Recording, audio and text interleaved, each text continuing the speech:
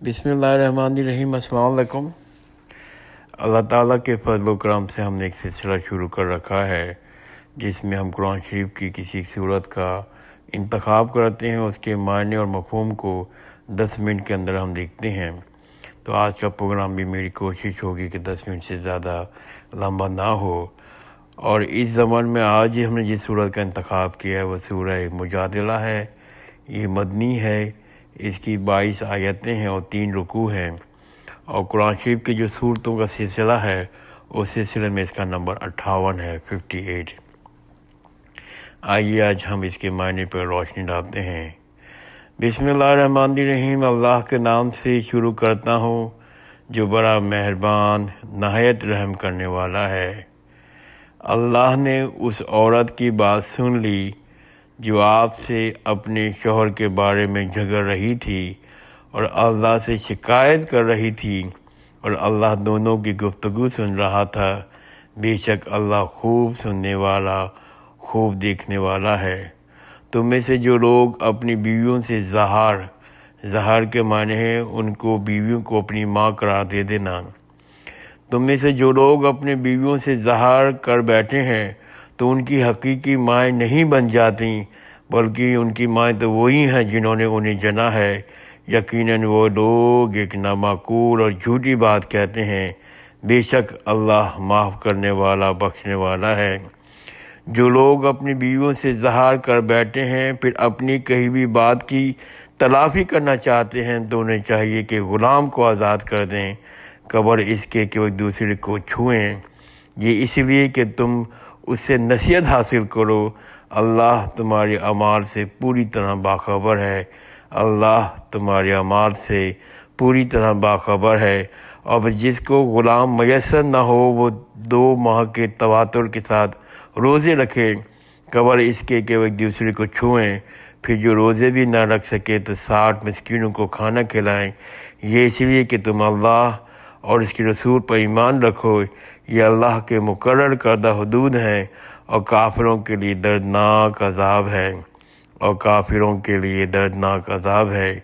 جو لوگ اللہ اور اس کے رسول کی مخالفت کرتے ہیں وہ ذلیل ہوں گے جیسے ان سے پہلے والے ذلیل ہوئے۔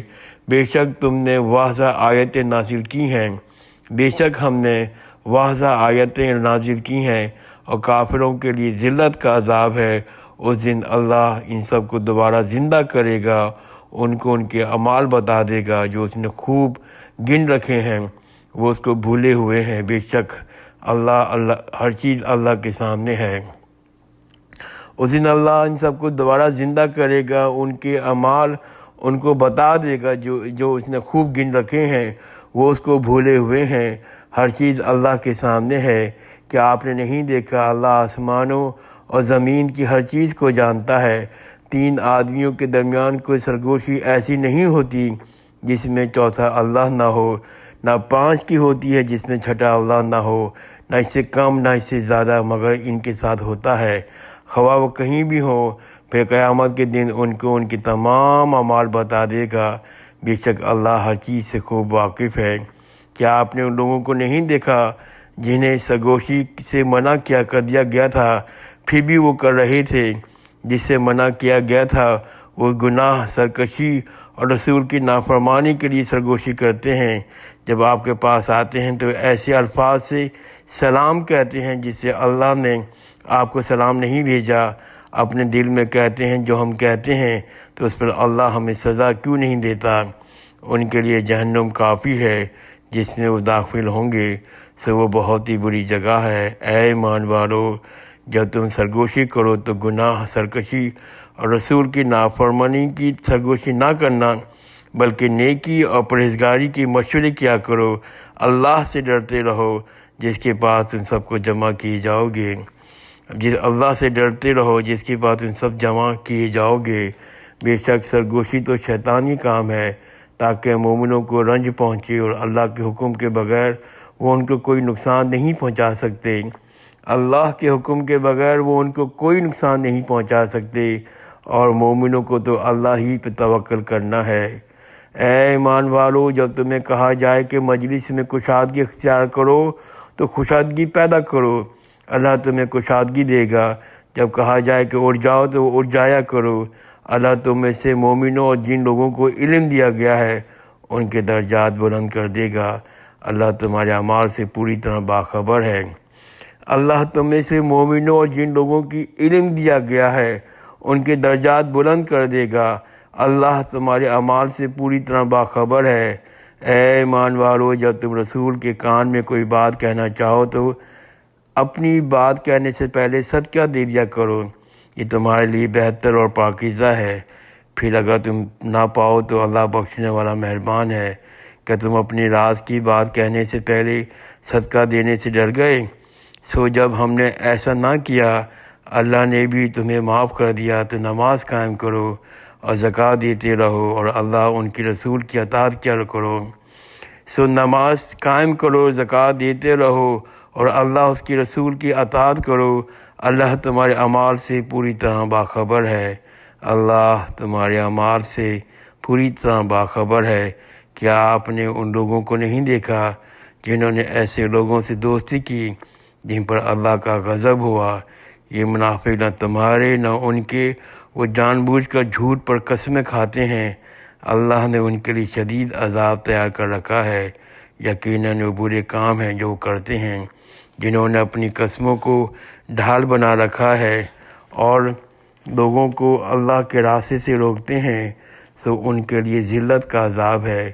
اللہ کے ہاں ان کا مال اور اولاد کچھ کام نہ آئے گی۔ یہ لوگ جہنمی ہیں، ہمیشہ اس میں رہیں گے۔ جس دن اللہ ان سب کو دوبارہ زندہ کرے گا تو یہ ان کے سامنے بھی قسمیں کھا کر کہیں گے جیسے تمہارے سامنے کھاتے ہیں، اور خیال کریں گے کہ وہ بات ٹھیک کر رہے ہیں۔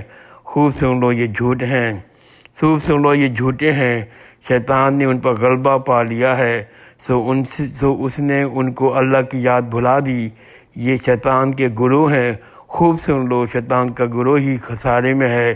بے شک جو لوگ اللہ اور اس کی رسول کی مخالفت کرتے ہیں وہ بہت ہی بڑے ذلیل ہیں۔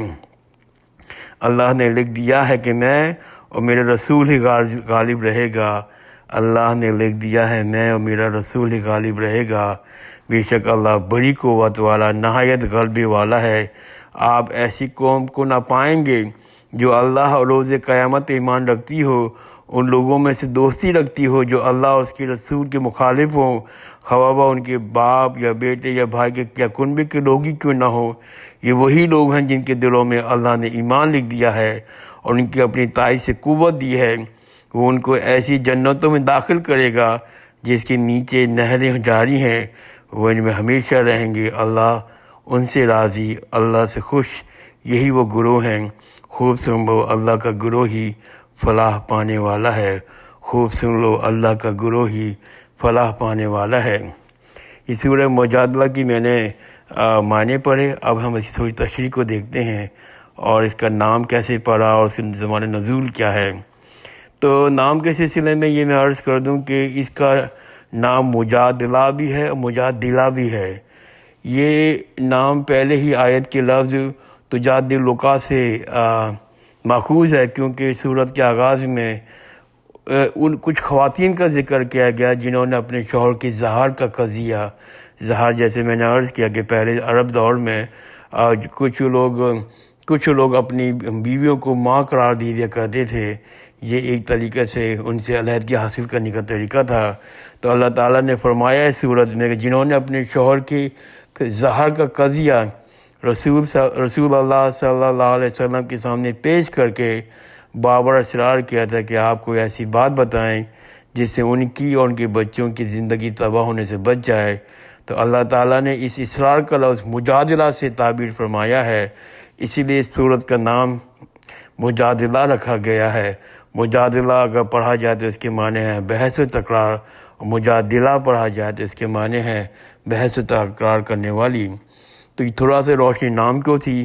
زمانہ نزول کس زمانے میں یہ آیت نزول پذیر ہوئی ہے، اس کے بارے میں کوئی کسی روایت سے، کسی حدیث سے کوئی تصدیق تو نہیں ملتی کہ یہ واقعہ کب پیش آیا ہے۔ بس ایک علامت جو ہے وہ اس صورت کے مضمون میں ایسی ہے جس کی بنا پر بات تعین کرنے میں ہر مدد ملتی ہے۔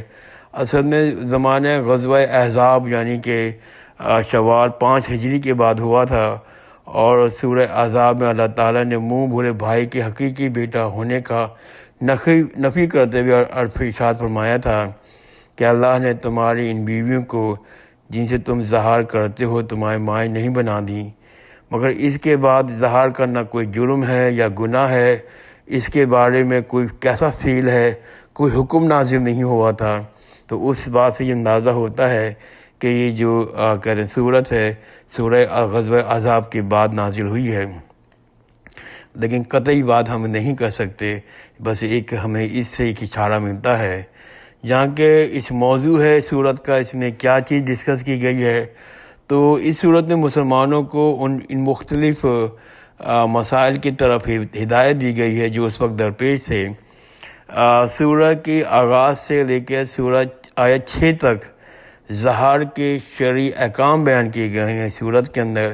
اس کے ساتھ مسلمان کو پوری سختی کے ساتھ تنبیہ کی گئی ہے کہ اسلام کے بعد بھی جہالت کے طریقوں پہ قائم رہنا، اللہ کی مقرر کی ہوئی حدودوں کو توڑنا یا اس کی پابندی سے انکار کرنا، یا ان کے مقابلے میں خود اپنی مرضی سے کچھ اور قاعدے بنا لینا یا قوانین بنا لینا، قطعی طور پر ایمان کی منافی حرکت ہے، جس کی سزا دنیا میں بھی ذلت و رسوائی ہے، اور آخرت میں بھی اس بات کی ان سے سخت بات پرست کی جائے گی۔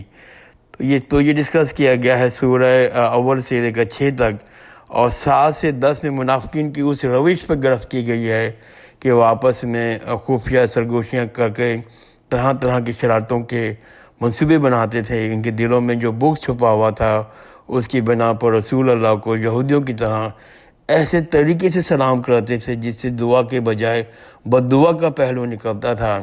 تو اس سلسلے میں مسلمانوں کو تسلی دی گئی ہے کہ منافقین کے ایسی سرگوشیاں تمہارا کچھ نہیں بگاڑ سکتی، اسی لیے کہ تم اللہ پہ بھروسہ کرتے ہو، اللہ ہی کو اپنا کارساز مانتے ہو، اور اللہ ہی کے لیے اپنے کام کرتے رہو۔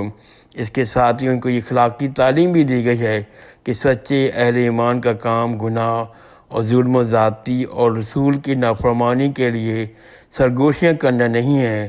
اگر آپس میں بیٹھ کر تخلیق کی کوئی بات کرنی ہے تو وہ نیکی اور تقوی کی بات ہو سکتی ہے۔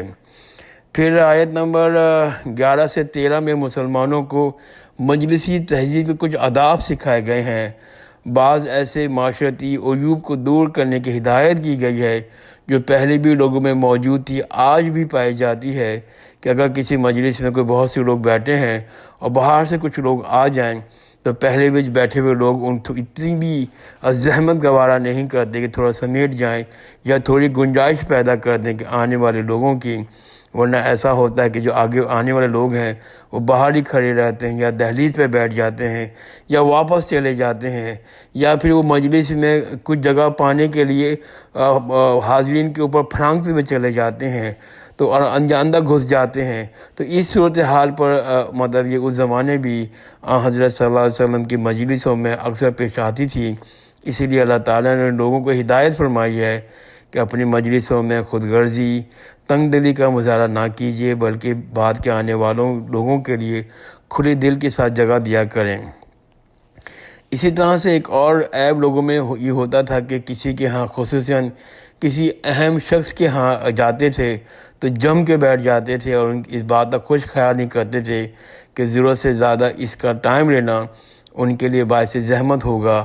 اگر وہ کہے گا کہ حضرات اب آپ تشریف لے جائیے تو برا مانتے ہیں، اگر ان کو چھوڑ کر اٹھ جائیں تو بد اخلاقی کی شکایت کرتے ہیں، یا اشارے کناریاں سے ان سے کہتے ہیں کہ اب کچھ ضروری مجھے کام ہے، تو وہ بھی سنی انسنی کر دیتے ہیں۔ تو لوگوں کے اس طرز عمل سے خود نبی کو بھی سابقہ پیش آتا تھا، اور آپ کی صحبت سے فائدہ اٹھانے کے شوق میں اللہ کے بندے اس بات کا لحاظ نہیں کرتے تھے کہ بہت زیادہ قیمتی کاموں کا نقصان ہو رہا ہے، لہٰذا اللہ تعالیٰ نے یہ تکلیف دی عادت چھڑانے کے لیے حکم دیا کہ جب مجلس برخاست کرنے کو کہا جائے تو آپ سب لوگ اٹھ جائیں۔ ایک اور عجیب لوگوں میں عادت تھی کہ ایک آدمی خواہ تخلیہ کی بات کرنے کے لیے یا مجلس میں بات کرنے کے لیے آپ کے قریب حضرت صلی اللہ علیہ وسلم کے قریب سرگوشی کے انداز میں آپ سے بات کرتا۔ یہ بات حضور کو تکلیف دیتی تھی، اور دوسرے لوگ جو مجلس میں بیٹھے ہوئے ہوتے تھے ان کو بھی ناگوار گزرتی تھی۔ تو اسی لیے اللہ تعالیٰ نے یہ پابندی لگا دی کہ جو شخص بھی آپ سے علیحدگی میں بات کرنا چاہے پہلے وہ صدقہ دے۔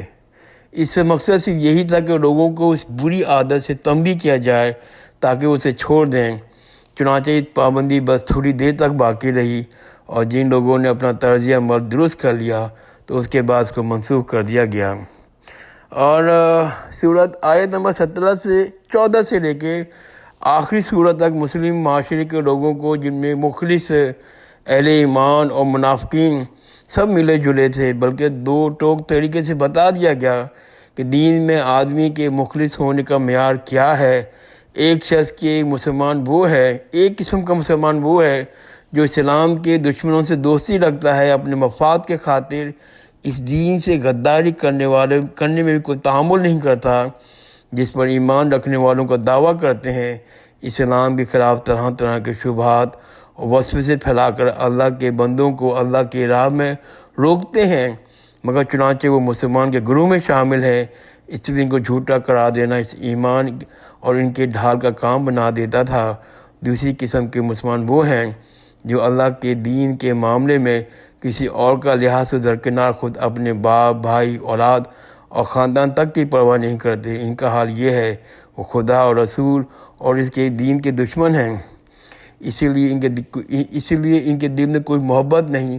اللہ تعالیٰ نے اس آیت میں صاف صاف بتا دیا، پہلے قسم کے لوگ چاہیں کتنی ہی قسمیں کھائیں اور کھا کر اپنے مسلمان ہونے کا یقین دلائیں، در حقیقت وہ شیطان کی پارٹی کے لوگ ہیں، اور اللہ کے پارٹی میں شامل ہونے کا شرف صرف دوسری قسم کے مسلمانوں کو حاصل ہے۔ وہی سچے مومن ہیں، انہی سے اللہ راضی ہے، وہی فلاح پانے والے ہیں۔